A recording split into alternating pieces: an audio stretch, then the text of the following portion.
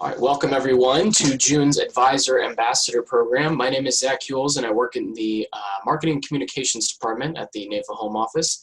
I'm in my home office today, as I'm sure you guys are as well, if things are still going the way that they have been, but I'm very excited to kick off this program today. If you haven't used Zoom before, we do have a couple features I do want to point out. We have a chat feature that should be at the bottom of your screen. And you can use it to ask questions during the presentation. And this presentation is also being recorded, which you may notice at the top left-hand side of your screen as well. I'm very excited to introduce Mimie YoonLee from Lincoln Financial Network. And Mimie is also a member of NAFA California, and she currently serves as the president-elect for NAFA California as well. And she is going to be sharing her presentation of Learn Exceptional Prospecting Practices. And if you have any questions for her, like I said, feel free to use the chat feature.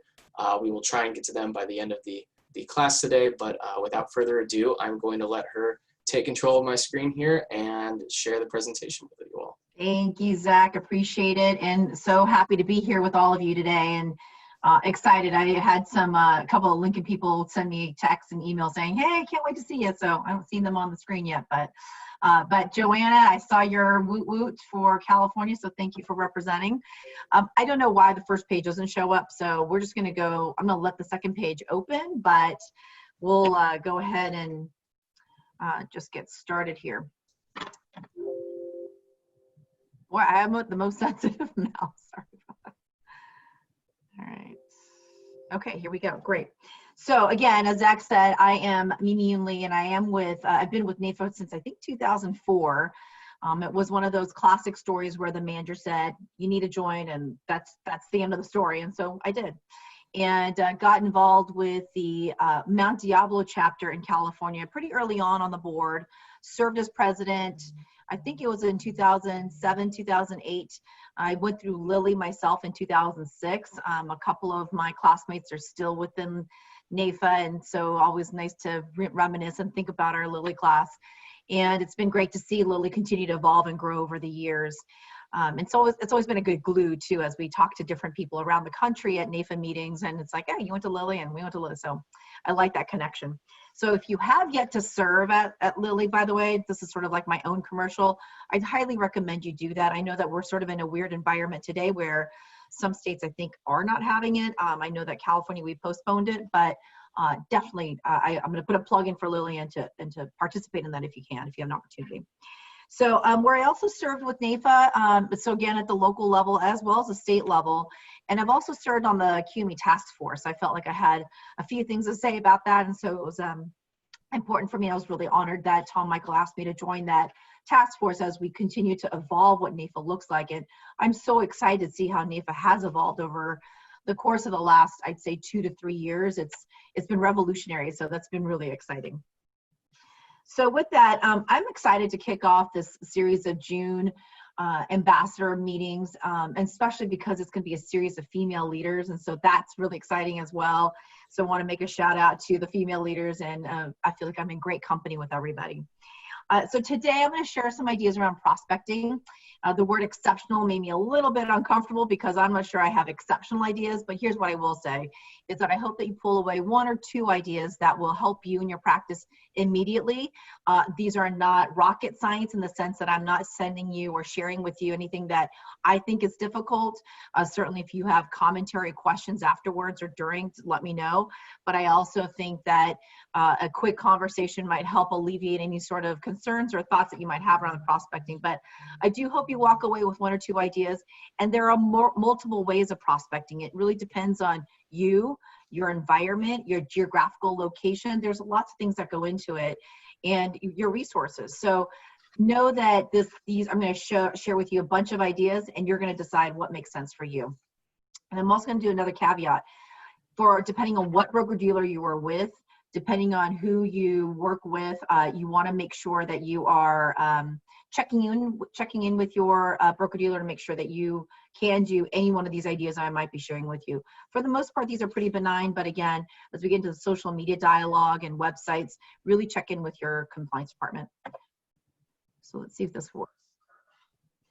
Zach, I don't. See if this is working. There we go.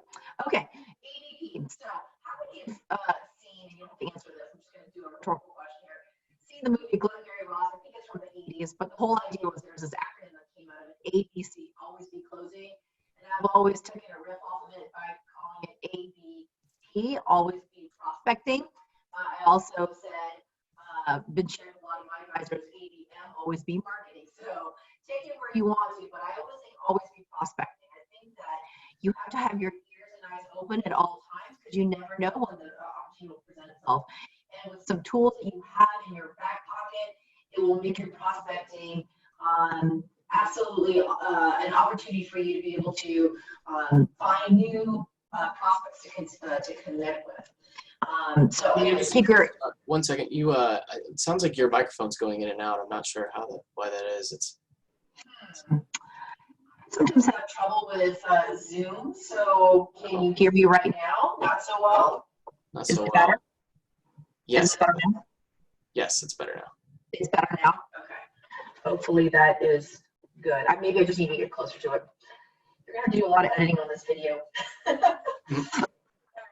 So that's ADP. Always be prospecting. Think of it from the perspective of what are you doing to keep your eyes and ears open in your community, in your social circles, in your even like if you're looking at LinkedIn, whatever you're doing to be connected.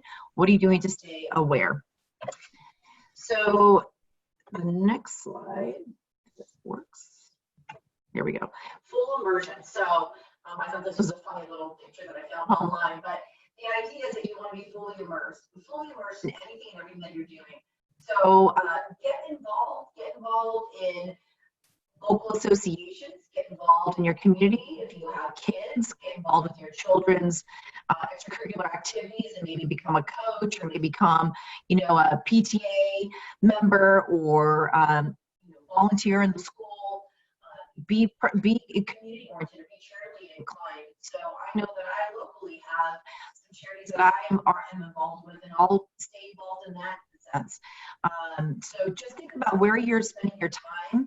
I had a coach a long time ago tell me, follow the dollar, right? So where you spend your time, you will find your opportunities to meet people and be able to prospect to them. And I always think prospecting is fun. I've coached a lot of advisors and they'll say, oh my gosh, this is like the biggest thing that I don't want to do. But it is actually really fun because all you have to do is stay curious, which is my next point, and listen. So listen to those opportunities. I'll give you a quick example. I was at an Equinox. If you guys know what Equinox is, it's a gym. And my friend invited me to a makeup and healthcare expo that they had.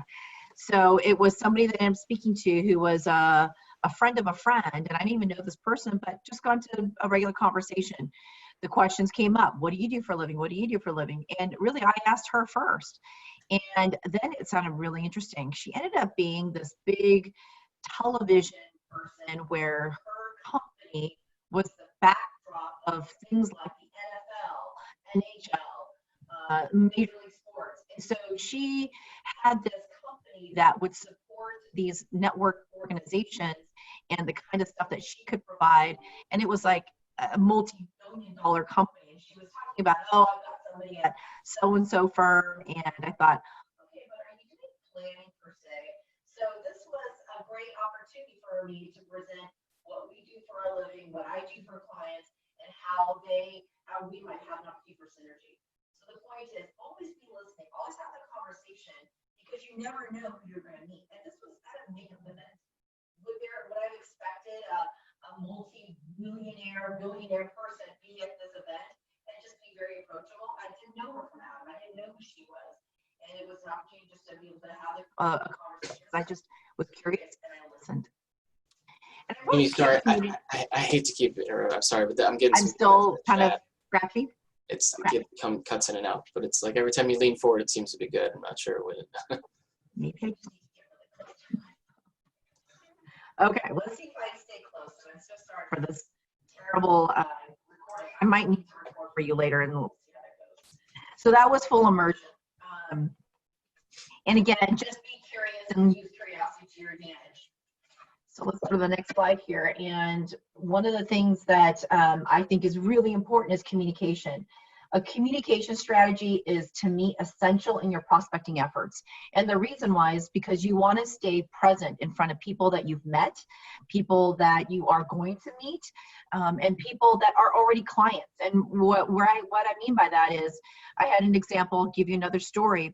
I was coaching an advisor who was working through a planning process. And thank you, Joanna.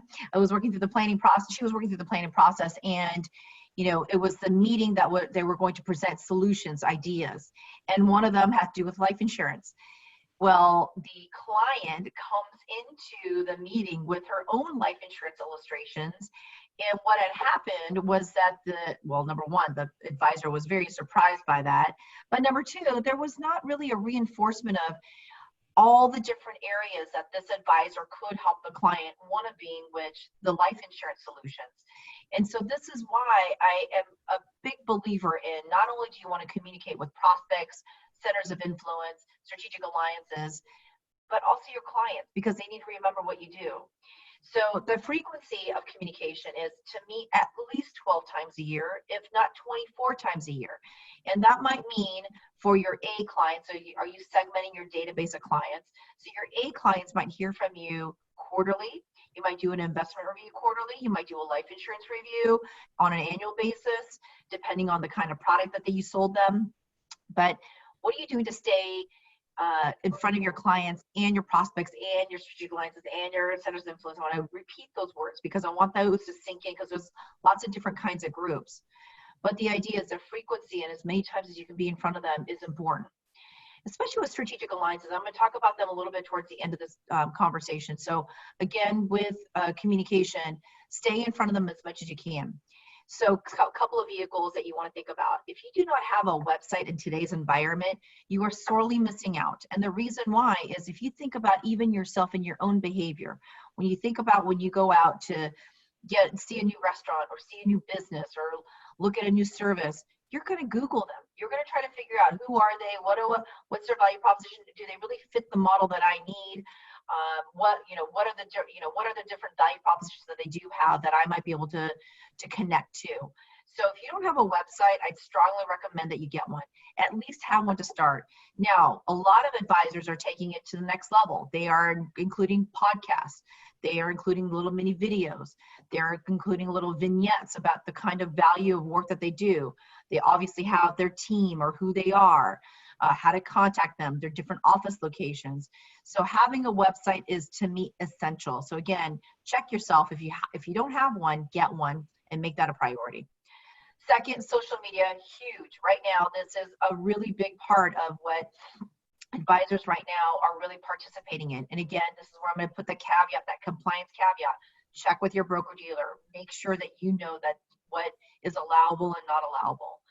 So I know that different firms are using things like LinkedIn or Facebook or Instagram or Twitter, a combination of all four. What I will say about social media is it does take time. So you've got a time block in your calendar to make sure that you're doing the right amount of social media presence, right amount of social media communication, and staying present and putting things out there that are relevant. Again, check with your compliance to know what you can put out, what's available for you to use as a vehicle. And then your next step would be to time block in your calendar. Maybe it's Saturday mornings, because that's when you're not in that revenue producing time frame Monday through Friday. Maybe revenue producing time is Monday through Saturday for you. Think about when is the best time for you to really engage in social media, because let's face it, we've all been down that rabbit hole of social media. You're on Instagram for 1 minute and all of a sudden it's 2 hours later, you're thinking, where did the time go? So similarly, as you're inputting things or you're posting things, make sure you're time blocking and stick to that time block so you really preserve and protect your time. Newsletters, I mentioned that a moment ago. I think that newsletters are really important, I think, for two reasons. Number one, it keeps your name in front of the client's email box on a regular, or prospects or strategic alliances or centers of influence. It keeps your name in front of them on a regular basis. Now, they might delete 9 of the 12 that you put out, but it might be one of those 3 that they do open. that might have hit a nerve, that might be relevant for them at that specific time. So think about what you're putting out in terms of a newsletter. It could be simple. I have, for some of the advisors that I work with, we have a regular newsletter that comes out internally, and I just say pull 3 or 4 ideas from there and just make that a simple email. By the way, consumption of information today, think about social media, right? We'll go back to that. People's attention span on anything electronic is really minimal. So think, can I keep it to a 60-second, 90-second idea? In fact, I used a title of a newsletter, which is 60-second ideas. So in other words, just keep it simple, but your name comes across and it's that opportunity to brand in front of the client, prospect, strategic alliance, or a center of influence. So newsletters are important. Secondly, it's going to be what I just mentioned. There's going to be a topic that you put in there that's going to ring true, or it's going to be ring true and you may not hear from the client themselves, for instance, but it's something that you just had as a recent conversation. That's your opportunity to pick up the phone and say, hey, John and Jane, I just saw in the newsletter that we just sent out, it was about 529 plans. We talked about that last time, but we didn't take that next step. Let's circle back to that. And did you have any questions that came out of the article? You haven't read it yet? Do me a favor, read that, and let's talk in the next day. So newsletters are a great way to open up that opportunity for conversation, but also just to have your name flash across their email box. Snail mail, what is old is new again, right? Have we heard that phrase? I will tell you, sometimes it's not such a bad idea to get a quick little handwritten note from somebody. So think about the impact that you can make when you send out a quick handwritten note. And by the way, I'm going to take you another step further. I know this sounds silly, but stamps. Stamps are a big thing right now. Go take some time to either A, create your own stamp, or B, if you've been on the USPS.com website lately, you'll see the library of different kind of stamps that are out there. Some that really help you identify your personality. I recently, and this was like the last time I went and did my big buy of stamps, I bought eclipse stamps. They're little moons that are in each stamp. And what I didn't realize until recently when I sent the letter out with that was that in the regular light, it's dark. So it's a black moon, look like an eclipse. But then when the sunlight hit that stamp directly, that moon turned bright and I could see the little craters on the moon. So how fun is that? And so the 2 people that I did send the letters out to with those stamps, I said, hey, do me a favor, save that stamp, save that envelope, and let me tell you a little bit about it. So again, I know it sounds silly, but it's those little tiny touches that give you another opportunity for a touch with your client, prospect, strategic alliance, or center of influence. All right, so the next is the who. Oops, I hope I don't go too far here. So the who. So you want to work with people that you want to work with. You don't want to just get thrown people that are maybe not really in the market for financial planning, although I have an argument against that. But you also may want to make sure that the people that you do get connected with are people that you can help, that are in your marketplace, that are in your client profile, that are the kind of clients that you serve best. You might work best with those who are what I would call a wealth accumulator, somebody who is just starting out and building a family, building their nest egg. You might be somebody who works with retirees. But ask and find out who you want to work with to yourself so that you can communicate clearly who you want to work with. And the who is. So I put the ... because you want to fill in that blank. Who do you know that is about to retire in the next 5 to 10 years? Who do you know that just had a recent grandchild that was born? Who do you know that you want to that wants to buy a second home? Who do you know that is concerned about their return on their investment portfolio? Who do you know that was wondering about long-term care because somebody in their family just had a long-term care incident? So you could ask those questions. Who do you know? Who do you know? And if you don't ask, you're not going to get. So it's really important that you make this a part of your process, whatever your process is. Some advisors will ask that question every single time they have a meeting. Others will ask it at a certain point after maybe the planning process is done. So it really depends on when it fits in your planning or your process or your sales process of when you're going to ask. But don't not ask. If you don't not ask, then you're not going to get. So just make sure that that is something that you integrate into your process. Okay. Toolbox. So I think there's some key tools that you need to have in your toolbox. The toolboxes are, what do you do for a living? So what's your 30-second pitch? When someone asks you really quickly, what do you do for a living? What do you say? the way, make it a habit to ask them first if you can, because it's always interesting. It'll always incite the question back to you. What do you do for a living? So what do you do for a living? What's your 30-second pitch? And I say 30 seconds, that's a nomen, that's just a moniker, because, you know, there's a lot of, you can Google 30-second pitch, you see lots of different tools out there. But the idea is, in a really quick soundbite, what do you say that you do for a living for your clients? What's your value proposition? Why does somebody want to take that conversation to the next level? And you want to try to get that, really tell me more. So if it's something that you're interested in and you don't have any resources where you're at, you know, reach out to me. I'd be happy to help you and talk you through that piece of it. But what do you do for a living is really important. You should know that. And by the way, your family should know that. Your staff should know that. And it's really important, and your strategic alliances should know that. And the reason why is you don't want them to say something that's different. So here's another story. Working with an advisor, and he said one day that he was at a picnic. I think it was a family friend picnic. And he could hear his wife, she was in earshot, and she was answering the question, well, what is it that he does for a living? And she said, well, he sells life insurance. Now, in a nutshell, that's not a bad thing, but what his value proposition was more like comprehensive financial planning. And he didn't want to be just known as only life insurance. He wanted to be known as doing comprehensive planning. So it was a learning moment for the advisor to say, I need to share with my wife what I do for a living so that she understands it's more than life insurance. Yes, I do life insurance, but it's beyond that. It's more than that. It's comprehensive. It's more holistic. And so just want to give you that little anecdote, because that is something for you to look at yourself. If you were to ask, and I always give this test to my advisors as well. So if you were to ask your best friend, your spouse, your partner, your mom, your dad, your brother, your sister, what do you think I do for a living? And then just stay silent for just a moment and see what they say. They might say things that are very not in line with what you provide as a service to your clients. It's a great test, so try that. That'll be a great way for you to really know. You better come up with a great 30-second, 3-second, whatever you want to call your elevator pitch. What do you do for a living, so that you can make sure that you communicate that to people that are closest to you, that are going to be talking about you. So who do you work with and for? This is that client profile idea. You know, a lot of advisors will have one page that says, here are the qualities of the people that I serve best. Somebody that has an existing team of advisors. Somebody that has a family that they care about. Somebody that they want to, leave a legacy for. Somebody that is 5 to 10 years out from retirement.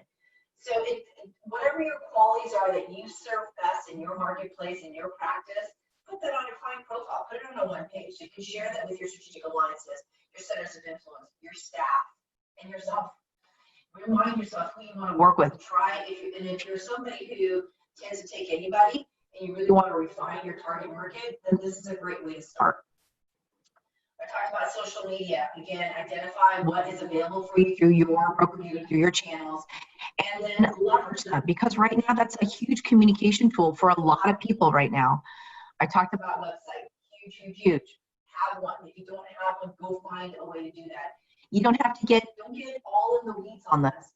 Make it simple, and really check in with your firm, with your broker dealer, with your office to see is there something already sort of crafted. So all you have to do is say, yes, I want to sign up, and start paying that monthly fee for it. But having a website is super important. And think about your URL. You can do a little URL search, and just if you think about a URL and you want to Google it, see what other firm has your URL. If there's a lot of them out there, then you got to get more creative about what your URL is. And by the way, shorter the better, not long, because long you will get people to miss that last half of the URL. So think about a simple, sweet, to the point URL. Events. I am a big believer in events, and especially in today's environment where we're in this. Many of us are still shelter in place. Events are huge. I am all about that virtual event where you're able to host a conference call or a WebEx or a Zoom meeting where you're able to say, hey, and by the way, keep it 30 minutes. Don't try not to make it any longer than that, because an hour long, we're about to poke our eyes out, right? We want to just keep it simple and sweet and keep their attention. So in 30 minutes, maybe the first 20 minutes is your update. Maybe you work with a strategic partner like, you know, Asset Mark, for instance, and you're going to have them, you know, give a quick update. But the idea is, what are you doing to make sure that you are giving some relevant information right now to clients, have the clients invite a friend, and then give a, you know, 5 to 10 minutes of questions, because right now people do have questions like, what's going on with the marketplace? What should I do with this? And maybe they haven't yet engaged you as a client, or maybe they have yet engaged you with that specific step. So virtual events to me huge, but even in the real live events, where we are face to face, don't discount those. I know they can get expensive. So if you have people that you can partner with that can help sponsor. If you don't have that available, keep them simple and sweet. You don't have to do it every season. You could do it once a year. You could do it where it's only for your top A clients, which just goes back to client segmentation. Are you doing that? Do you know who your top clients are? So events are a great way to create that glue, that additional glue to your clients. Again, also host one with your strategic alliances, those who are other professionals. Maybe they're mortgage brokers, maybe they're life coaches, maybe they are P&C brokers, maybe they are attorneys or CPAs. Create a host one. I've encouraged a lot of my advisors to have a virtual happy hour with some of these strategic alliances, and not larger than a group of 4 or 5 people, and literally say, hey, bring a beer, let's talk. What are you hearing amongst your clients as sort of the red flags, or you know, the pain points that are coming up? And that way you get a sense of what the pulse is out there in the marketplace. But then conversely, they get to hear from you too. Hey, you guys, this is what I recently heard in my firm, or here's what I'm recently getting. Here's a little tidbit that I got that I think has been really helpful, that's been working with my clients. So events, virtual or not, are super important to keep that glue going in between everybody that you're working with, all the different classes of people. When I say classes, I mean strategic alliances, centers of influence, prospects, and your clients. I'll give you another great idea. I had an advisor tell me just recently, they did a very cool event where they did a cooking class, and they worked with a local restaurant, helped out a chef, they helped out a small business, but they did small meal kits, and they distributed it out to a number of clients. And then they set up a Zoom call, and then the chef was on that Zoom call. And so everybody had a dinner ready to go for that night. They had a chef tell them a little bit about the ingredients and the why and the how. And it was a really successful event, and people were just loving it. So again, get creative about what you're doing for events. And again, virtual should not stop you. In fact, it should enhance it, because now people don't have to get in a car and go someplace to meet you. Network. To me, networking is really important, and it kind of parlays itself into what I just talked about with the events. But to me, networking, and we'll go to this next slide because it really talks about this network of people that you have. What is your network? Do you have a group of people that you're speaking to that you stay regularly in touch with? Because if you don't, then you're missing out on a really great opportunity for prospecting to people that already have a connection point to future clients of yours. I think it's very true around CPAs. I think a lot of my advisors are working with P&C brokers. You know, is there a life coach that you could be working with? Is there an estate planning that you're working with? Is there a business planning attorney that you can work with? There's so many different kinds of people out there that if you showcase to them what your value proposition is, how you work with your clients, and you ask them, how do you work with your clients, and see if there's an opportunity for synergy, this is really important. And, you know, I've been saying, by the way, earlier, centers of influence versus strategic alliances. And here's what I mean by that. To me, a center of influence is somebody that you have worked with, or that you've known over a course of years, or they have a connection to you some way, maybe professionally, but also personally.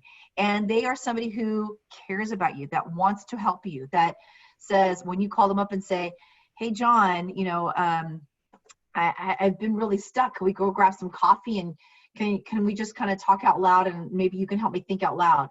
That's a great center of influence. That's the person you want to say, can you help me? And so that center of influence is strictly there to be your support. Whereas a strategic alliance is almost what it says. They're a strategic alliance. They are somebody who have a book of clients that you ultimately want to get in front of, that you might be of value and service. Out of, let's say, a CPA's 300 clients, maybe based on your client profile, you fit their 30 clients. Who wouldn't want to take on a 30 set of new clients? 30 clients, can you take that capacity now anyway? You might be able to parse that out, and it'd be 10 clients each year that you work with from the CPA because you know that your client profile meets their specific clients that they have. And it's not all 300 that you're trying to get in front of. It's the ones that really fit with what you do best. So the idea is, what are you doing to build an alliance? And by the way, that strategic alliance wants to get in front of your clients too. Could they be a service, especially CPA, maybe a life coach, maybe that P&C broker, whatever the opportunity is, look in your network. Who do you have right now? Maybe look at your LinkedIn profile and see who else is a potential strategic alliance for me. So you have lots of opportunities, but the whole point is if you don't stay in front of your network and stay in front of them from a communication standpoint, you know, one of the things I do say with like CPAs and attorneys, I encourage my advisors to stay in front of them at least on a quarterly basis, some maybe every 6 months. I think monthly can get a little bit heavy, and maybe monthly you mix that up with a quick 10-minute phone call versus a face-to-face where you do that quarterly. It just really depends, again, on who you're working with. And I always like to have 3 CPAs, 3 attorneys sort of in my back pocket that I know that I've seen their work, they've seen mine. I feel confident about putting these 3 people in front of my client if my client says, hey, who do you know that's a CPA? I don't really like the one I'm working with. Do you have any suggestions? And so now you're able to give them 3 and say, listen, I've got 3 that I've worked with that I really can vouch for them. I don't know which one's going to be a good fit for you. So I invite you to have a conversation with all 3 of them. And by the way, if you don't like any 3 of them, let me know that.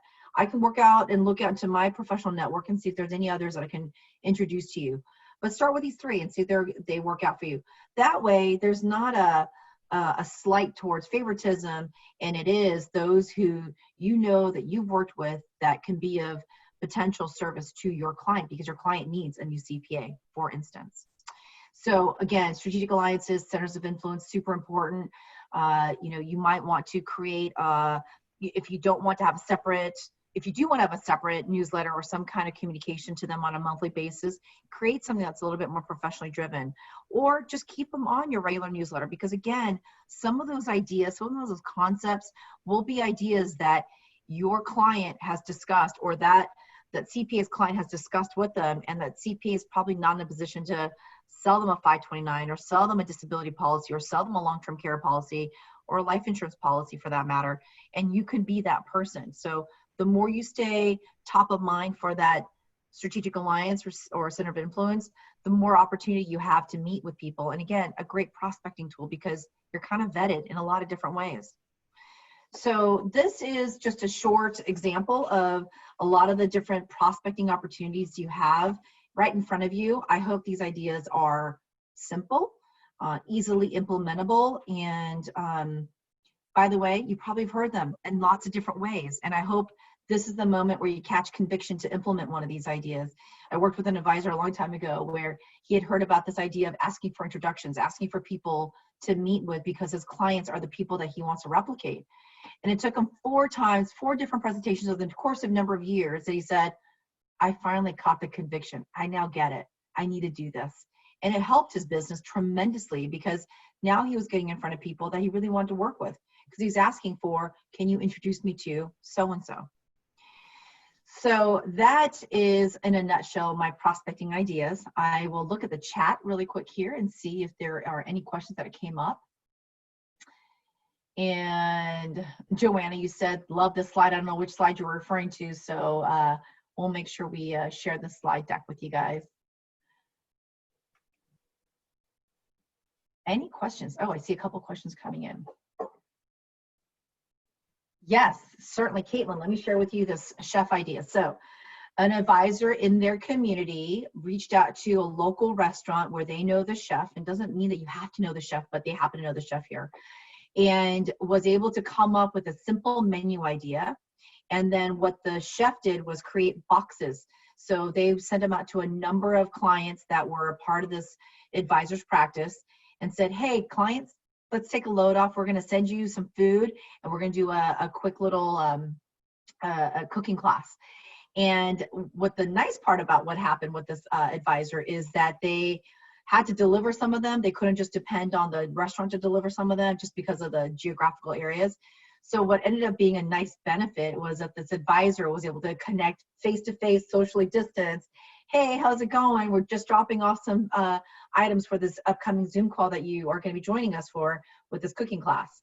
And then the chef got on the Zoom call, the advisors got on there, they did a quick little intro, and then the chef did a little demonstration and an explanation of what was in that box that they were eating, and then everybody got to eat together after that as well. Now, some people probably didn't eat face to face in the camera, but the point is that it was a great way to create a nice feel good, because right now we're in such an interesting environment, and so get outside the box and think like that out, you know, in terms of what you can do for your clients and in your community.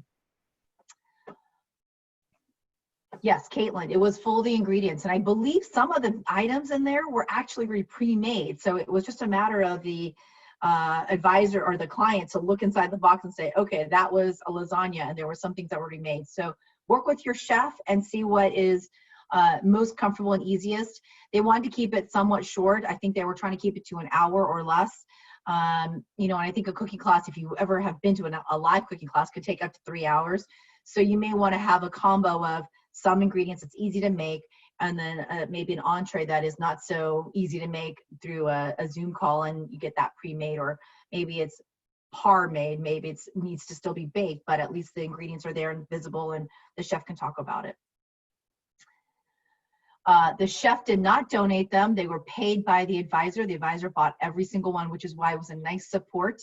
So there was like a win-win all the way around. The advisor spent the money for the meals, and so that was a nice win for the chef to be able to boost some of their revenue for their restaurant too. All right, any other questions? Again, I really encourage you to think about, you know, right now is a great time. Go look at what you're doing from a prospecting perspective.